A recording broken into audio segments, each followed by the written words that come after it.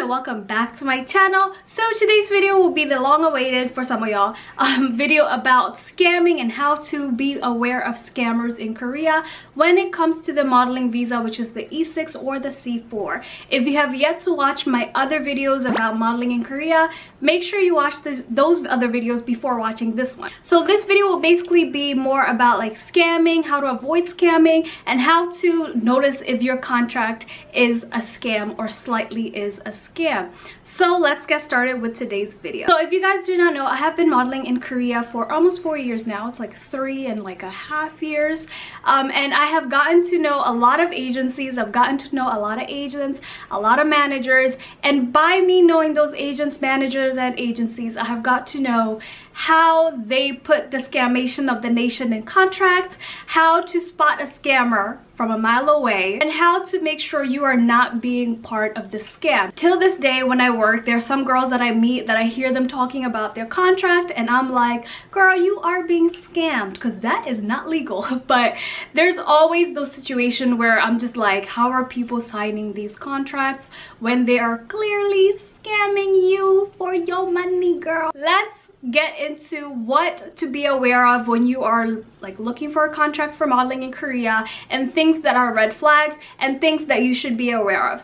Let's get started with today's video. So the first thing I will say that you need to be aware of, you need to make sure you are reading your contract very carefully. Your contract has all the directions about like in the year or in the 3 months that you're going to be in Korea. That contract has every detail on how the percentages are going to be done. Some agents and managers are very notorious for changing the contract in the middle. So make sure your contract cannot be changed once you sign it, and also just make sure you are reading your contract very carefully, because you know certain things just shouldn't be in your contract in the first place. So minus the contract, another thing that a lot of like very scammy agents are known of doing, or agencies are known of doing, is taking their models' passports. I'm not sure about the C4, but even in the C4, I'm 100% sure they're not allowed to touch your passport, because my friends always had their passport. But for the E6, there is one agency in particular I am talking about. I obviously cannot say names, but this agency threatens all their models and tells all their models to give them their passport. In what world is that okay? Unless they need like a picture of your passport, that's fine. But to give your physical copy of your passport to your agency for them to hold on to in the duration of your contract, that's not normal. I had mentioned this before. An E6 visa, you are allowed to leave. You should be allowed to leave anytime you want. Make sure that in your contract it does say you are allowed the freedom of leaving when you want. And when I say leaving, I'm not talking about the country, I'm talking about the contract. Make sure you are able to like cancel your contract anytime you want. Like if you join the agency 2 days and then 2 days you're like, yeah, this is weird, I want to leave, make sure in your contract you have the freedom to leave your contract. Because I have heard so many models who sign a contract and then like 2 months in, they're like, oh my god, this is like the worst agency there is, I want to leave. And then their agent is like, well, sorry, you signed a contract that's exclusive, so you cannot leave until your contract is over with. Side story, there is a friend of mine who was in an agency that is just, I don't even know why she signed to this agency in the first place, because this agency is known to be pure garbage. It's known to be pure garbage. But she had signed to this agency in an exclusive contract. Exclusive meaning you can't work for any other agency apart from your agency. So in the middle of the contract, she got another contract from another agency that was a lot better than the contract she was in currently. And she told the agency like, hey, I got a better offer here, so I would really like to move to this agency. And at first her agent was like, okay, I see what you mean, like we'll let you leave.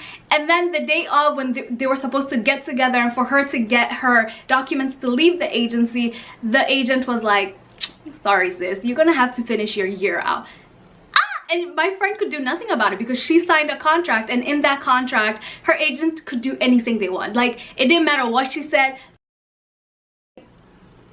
should probably not put the gender out there. That person was not letting her go, so she ended up leaving the country until her contract was over, and then she had to come back. It's just a whole mess. All I'm trying to say is, do not sign exclusive contracts if you cannot leave the contract at any moment. That is a trap. I said it. It is a trap. I will never sign an why am I so heated? I will never sign an exclusive contract if I cannot leave the contract anytime I want. There's literally, well, let me not tell people's tea, never mind.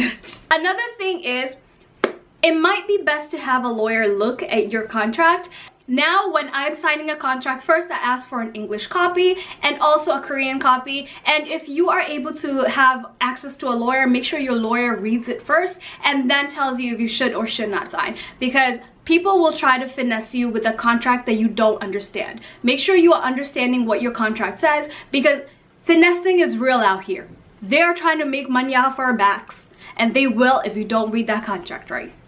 Read your contract. Another thing is, this is so big, just because the agent or agency looks friendly does not mean they are good people. There are two agencies I can think of right now that they have like these little cute little, like the CEOs are like, oh, small and cute, and you're like, oh, they look so harmless. Those two agencies are known to be garbage. Like, when I tell you, like, their image, their outer image looks so cute and perfect, and oh my god, they're so nice, and then all their models they sign, and then 3 months later they're like, I hate it here. Like, I really hate it here. So just because outward appearance seems nice and like all cutesy and like, oh my god, he's such a nice guy, oh my gosh, she's such a nice girl, oh my gosh, she cares about me, they don't care about you. They're trying to get you money, sis. They're trying to get you money. Do not think just because somebody is nice that they want you to sign a good contract. They're thinking about their pockets first. Another thing is, agencies that take 30 to 50% of jobs they did not give a model when they don't give you an apartment or insurance. That is a scam, my good sister.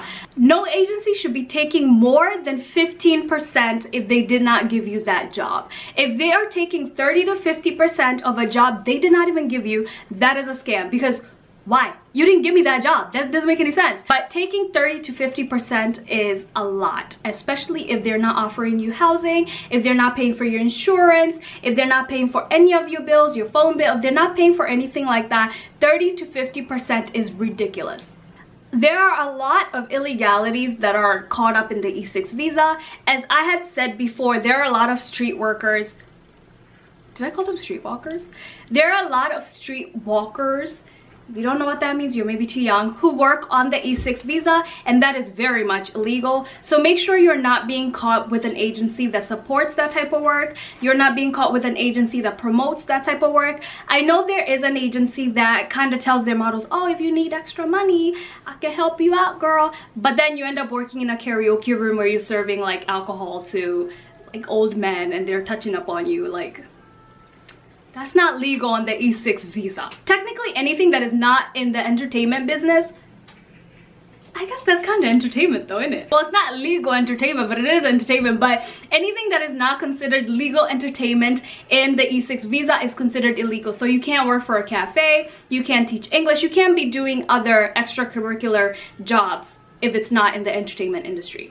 Another thing is, if you feel uneasy about signing with an agency, first, that tells you you already don't match with them. Like, that's already like a red flag. So if you feel odd about signing with an agency, just don't sign with them. There are a lot of agencies in Korea. Some offer better options than others, but you should shop around before you rest on one agency, because the first agency may try to give you this beautiful contract and then you like read it, or you just don't feel right about them, or you hear stories about them and you're like, well, now that scares me. So make sure you're shopping around before you rest on one agency. And if that agency tells you like, oh, well, I'm gonna give you 2 days, think about it, don't sign with them. Because why are they only giving you 2 days to think about it? They should give you however much time you need to think about it. So that's another thing to look out for. And one big thing is, you should always make sure you are contacting models who are in that agency first before signing a contract. So if you are in agency wedding dress, go on their page,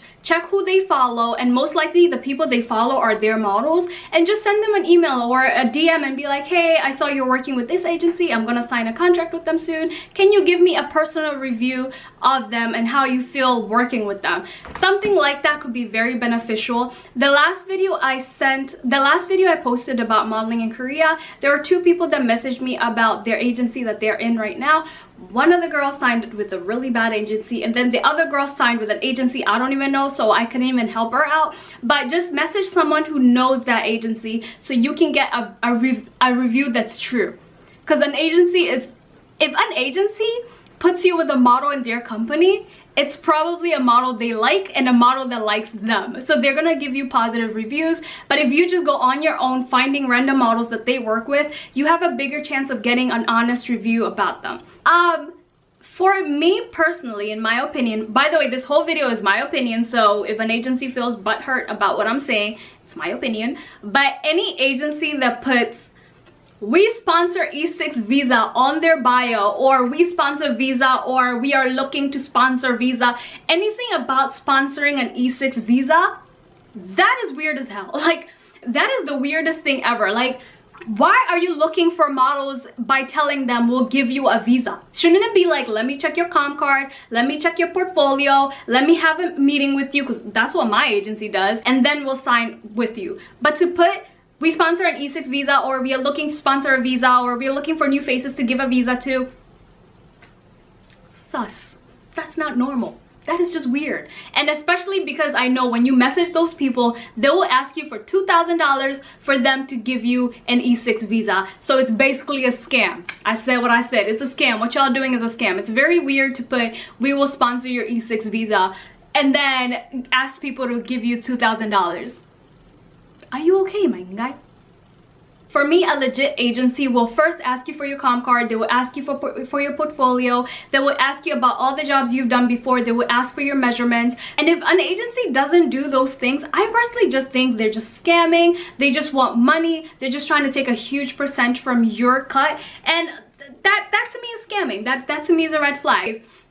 But yeah, if you guys want to see that video, tell me down below and I'll make a video on how much you should be getting paid as a model in Korea, because yeah, some of y'all are making this industry trash. Yeah, it's upsetting me, my homegirls, and my agency. Anyways guys, that is all for today's video. Don't forget to like, subscribe, and share this video with your friends. Also comment down below and also click the bell down below so you can get notifications for what I post. If you guys enjoyed this series about modeling in Korea and more open details, honest reviews about the modeling industry in Korea, tell me and I can make more videos about this. I'm thinking of doing a Q&A about modeling, about the C4 visa, and about how much models should be getting paid in Korea. And if there's anything else that you guys want to hear about the modeling industry in Korea, DM me, as I said, or comment down below. Anyways guys, that is all for today's video. Oh, notification gang, what's up? Thank you guys so much for watching, and I'll see you guys on my next video. Bye guys!